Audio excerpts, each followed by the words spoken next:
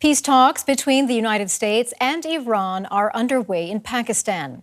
Iranian state TV reports that 2 rounds of talks have taken place and a 3rd round is expected tonight or on Sunday. The White House has confirmed that the 2 sides, along with their Pakistani hosts, are meeting face-to-face in Islamabad. They aim to convert a 2-week ceasefire into a more durable peace agreement.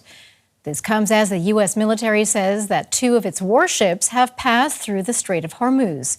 And this comes as 3 supertankers, 2 of them Chinese-flagged, appear to have been the first oil-carrying ships to leave the Persian Gulf since the ceasefire began on Wednesday.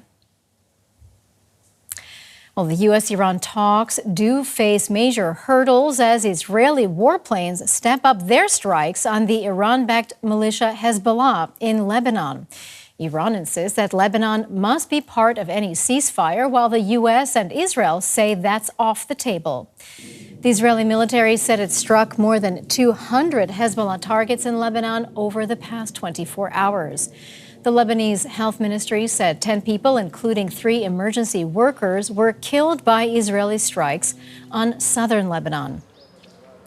Earlier, Lebanon's presidency said direct talks with Israel will be held in Washington next week to discuss a ceasefire in the Israel-Hezbollah war and possibly a longer-term peace agreement.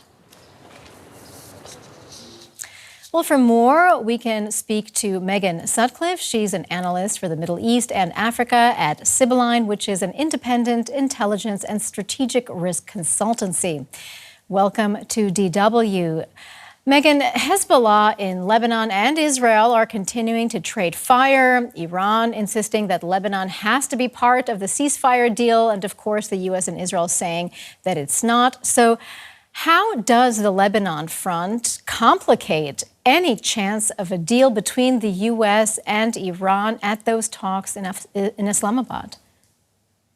Well, it certainly makes the talks far more complex. It is worth noting that these are the first direct negotiations between US and Iranian representatives since the Islamic Revolution in 1979. So it's certainly no small feat that Pakistan has been able to get the representatives in the room. But that does not mean that there are not major hurdles to these talks, one of them, of course, being Lebanon.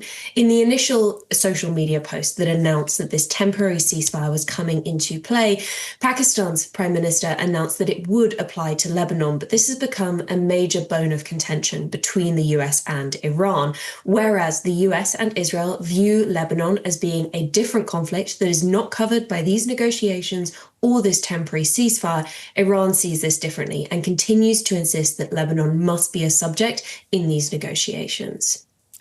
Well, before we get into the details, I wanted to ask you how you'd characterize the talks in Islamabad. Do you see them as a genuine attempt at diplomacy, or is this just a high-stakes standoff that's dressed up as talks? It's certainly puzzling, and it is challenging to understand exactly what is being said in the room, as these are closed negotiations and representatives are not authorized to speak to the media. So pretty much everything that we're hearing out of these talks is according to unnamed sources or is unattributed.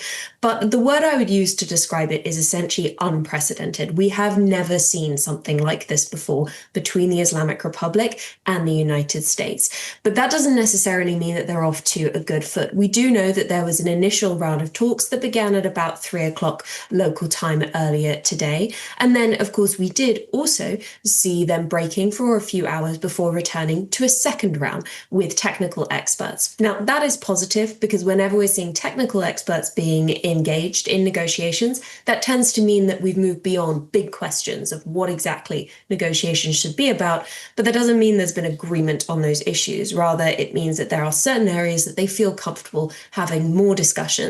It is worth also noting, though, that there are several media outlets, including the Financial Times, that have reported that talks have stalled specifically over the issue of the Strait of Hormuz. Unfortunately, that was always likely to be the case because this is an incredibly contentious issue. And even though these talks are unprecedented, that does not mean that they are going to be successful. Well, Iran has made its demands very clear, and it's not just control of the Hormuz Strait, which you mentioned. They're also demanding the release of frozen assets. They also want war reparations, also a regional ceasefire. So which of these demands do you see as genuine red lines, and which could possibly just be bargaining chips? Well, Iran has made many insistences when it comes to these negotiations, and some of them are more ardent than others. For example, if we're looking at the issue of reparations, it's unlikely that the United States is going to give reparations to Iran for this conflict. So it's unlikely that repeated requests for war damages are actually a serious negotiating position from Iran. But on the other hand, there are issues that we know are very serious for Tehran. For example, the idea that this ceasefire would be permanent and that strikes from Israel or the United States will not resume. Iran has also become increasingly insistent regarding recognition of what it views as its right to regulate the movement of vessels through the Strait of Hormuz. Having some form of control over this critical waterway is likely something that Iran is going to treat as a red line, whereas the United States views it in entirely different terms. Not only is it concerned about the movement of vessels through this particular waterway, but is also concerned that if it allows Iran to establish some kind of toll system or to regulate the movement of vessels primarily through force, that will set a precedent for other waterways like the Strait of Gibraltar, for example, or the Suez Canal. And although there are regulations on those waterways, they're not actually done under fire. And so the US will be very concerned about what exactly the talks about the Strait of Hormuz result in for such a critical pinch point for global trade. All right. Well, given the scale of this war and the economic fallout and all these political stakes, so what do you see as the most realistic, most likely first step towards de-escalation that both sides might actually accept? I think the initial step will likely be an agreement on what these talks are meant to cover. Essentially, while there has been an agreement that these talks will touch on the conflict, that they will touch on the Strait of Hormuz, and that they will also touch potentially on sanctions relief, other areas like Lebanon, and whether or not these talks will also engage the issue of Iran's nuclear program, that remains unestablished. And so making sure that there is a basis that both sides understand as being essentially what exactly talks are going to be about going forward, that'll be the first step towards de-escalation. But once again, given just how complex these talks are and just how different the US and Iran's negotiating positions are, even if we did have that basis, and even if we did have, for example, a temporary extension of this 2-week ceasefire, that doesn't guarantee a sustainable and universal regional de-escalation at this point in time. That was Megan Sutcliffe, an analyst with Sibylline. Many thanks indeed for all of your insights.